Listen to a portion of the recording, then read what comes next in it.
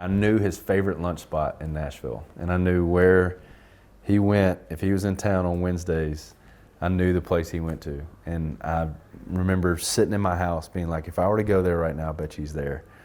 And I just wanted to go shake his hand and say thank you and tell him what an inspiration he's been to me.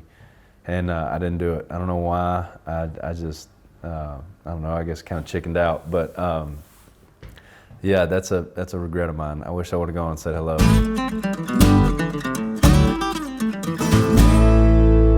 Jordan Carl Wheeler Davis. That's it, man. Tell us more. Yeah. Where are those names coming from? Yeah, so Carl Wheeler is my grandpa's name, my mom's dad. Awesome.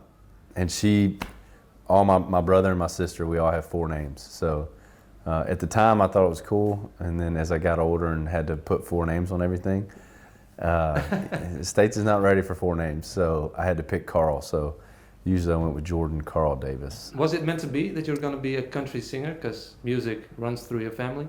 Yeah, definitely. My uncle was a writer. My brother's now in town writing. Country music was always around the house. My dad was a big fan, obviously just really our whole family. But no, I mean, this was never in the cards.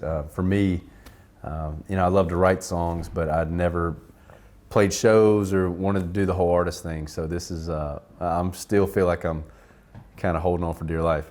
Yeah. How do you like the ride until now? It's been amazing.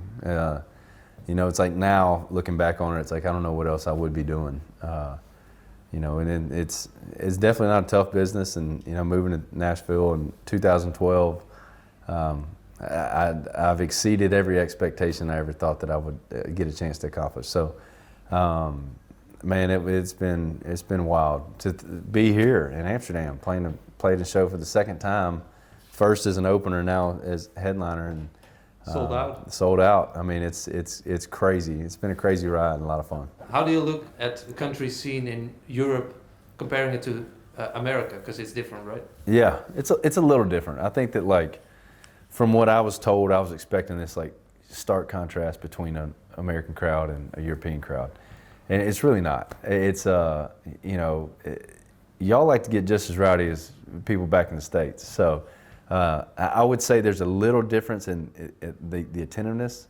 Y'all love the stories behind the songs, whereas I think back in the States it's kind of like, get to the next one. But there's really not. I think the differences are kind of going away as country's kind of growing over here. So yeah, other than that, I would say they're not much different. We sing along as well. Y'all sing along, y'all get loud, y'all like to drink beer. That ain't much different than a state crowd right there. So yeah, it's very similar. What kind of artist is Jordan Davis? How would you describe yourself? Yeah, I would definitely say, songwriter first. I think that's what I fell in love with music because of. My dad was always a big fan of singer-songwriters, and I think my bass kind of got started there. But for me, it's like, I want to write about what I'm going through, write about my life, be honest as I can be.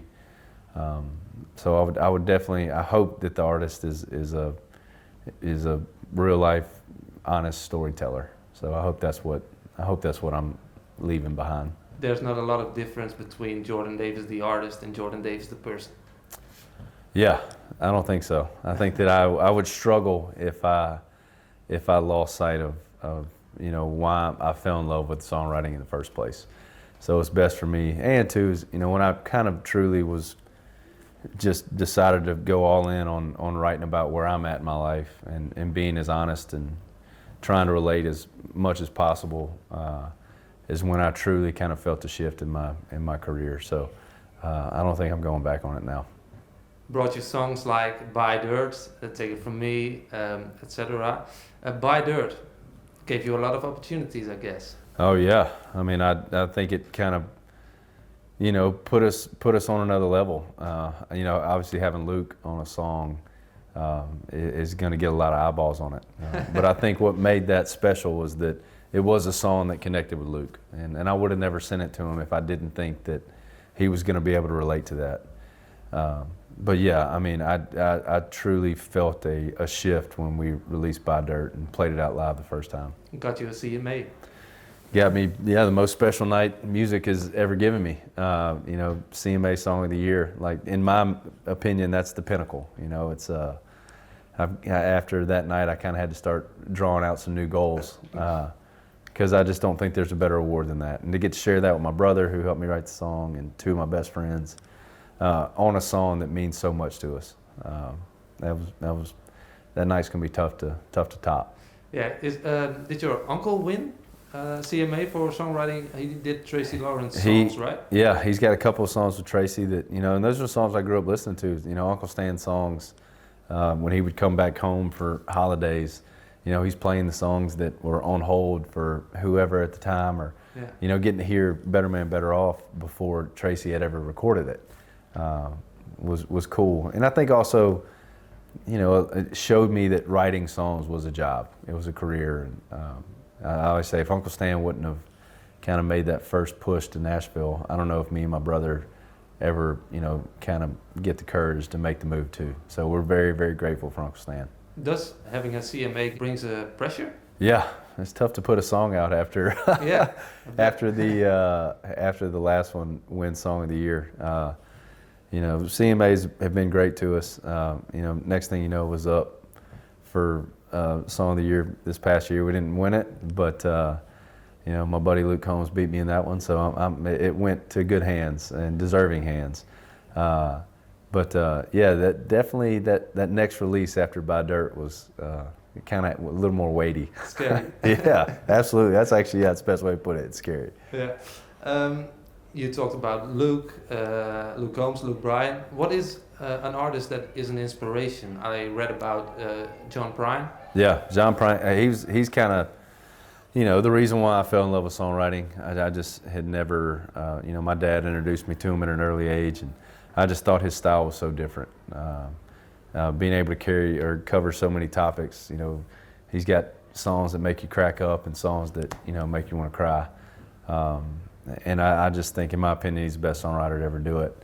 But yeah, I mean, there's tons of guys in Nashville today. You know, Tom Douglas is another guy that I look up to. Jonathan Singleton's a writer in town that I've always been a big fan of. And, you know, even newer writers coming up. A buddy of mine, Chase McGill's a great writer. So yeah, Nashville is not short of guys that can write really, really good songs. Yeah, I bet.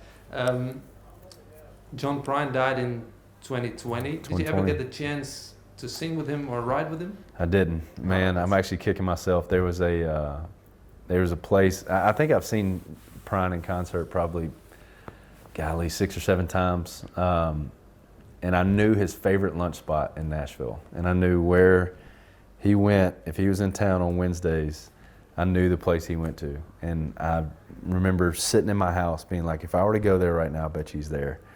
And I just wanted to go shake his hand and say thank you and tell him what an inspiration he's been to me. And I didn't do it. I don't know why. I just, I don't know, I guess kind of chickened out. But yeah, that's a regret of mine. I wish I would have gone and said hello. But no, I never got to do anything with him. Is there an artist you would like to get a duet with? Yeah, there's a lot. One of them's out here with me, Ashley Cook. I'm a huge fan of Ashley. Mm-hmm. You know, obviously an amazing performer and singer. But I think her songwriting is really unique to what she does, and I would love to do something with Ashley. I joked around with Cody Johnson at the CMAs about, you know, I thought I wrote a good Dirt song, but his recent song Dirt Cheap is about as good as you can do it. It's great. So yeah, big fan of Cody. I mean, there's, you know, it's tough to kind of say I want to do something. I've always, all of my collaborations have kind of came, you found the song, and then you see where that kind of, see who fits it. So we'll see if we come across a song that maybe we can get one of those on. Well, Ashley is now on the spot where you were a couple of years ago. Yeah. The evolution of Jordan Davis, what would you learn younger Jordan Davis? Write more songs. Definitely write more songs would be one of the things I would say. You know, I feel like you become a better writer with every song you write. And you know, we got busy for a little while, and I would take periods of time off that I wish I would have, looking back, I wish I would have just kind of made it more a point to sit down and try to write every day. But also too, man, enjoy it. I think I I got so caught up in, keeping up with the Joneses, and maybe that's just, being late 20s and trying to make everything bigger, trying to get to a place that you think you need to be at. And sometimes I wish I could go back and say, hey man, this is a really cool moment and season to be in. You need to enjoy it. It doesn't happen all the time. So I think I would have told myself to enjoy kind of drink some moments in a little more than I did. Yeah. So is that a regret? I wouldn't say a regret. I think it's just something that I think that I would look back on one day and wish that I would have, remembered that more, enjoyed the process of getting to here, as opposed to, being in a van and all you want to do is get in a bus, and then you get in a bus and then you're like, all right, well now I kind of want another bus, and you don't really, I didn't truly enjoy the moments. I've had my same band with me for 7 years. Like, we've kind of all come through this together, and I just wish I would have been a little more alert of some of the tough growing seasons that I think one day I'll look back on and think that was the gold. Like, that was the good, that was the special stuff.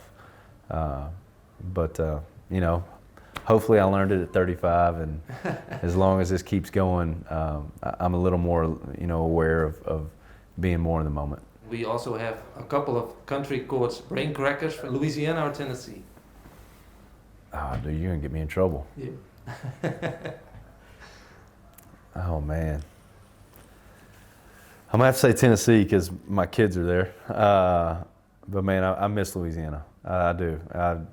I'm proud to be from Louisiana. I love what that state's about. I love the people there. I miss the culture. I really miss the food. So tough one. I love Louisiana. I'm gonna go with Louisiana. Very good. John Prine or Lil Wayne? New Orleans guy. Okay, I got it. Y'all did some research. I like it. I got to go John Prine, man. John Prine. Luke Bryan or Luke Combs? Oh, heavy hitters. All right, one has taken me on tour twice. The other, I have a song of the year with. Man, I'm sorry, Combs. I love that. He's got enough CMAs. He's got like 30 of them, so that's my only one. So I appreciate Luke for that. So I'm going to go Luke Bryan. I love you, Luke Combs. Buy dirt or listen to Countrykoorts? That's the heaviest hitting question of all. Well, there's only one answer. Yeah, Countrykoorts, man. Come on. Buy dirt's not that good, Thanks, man. Appreciate it. Absolutely. Thank y'all. Thanks.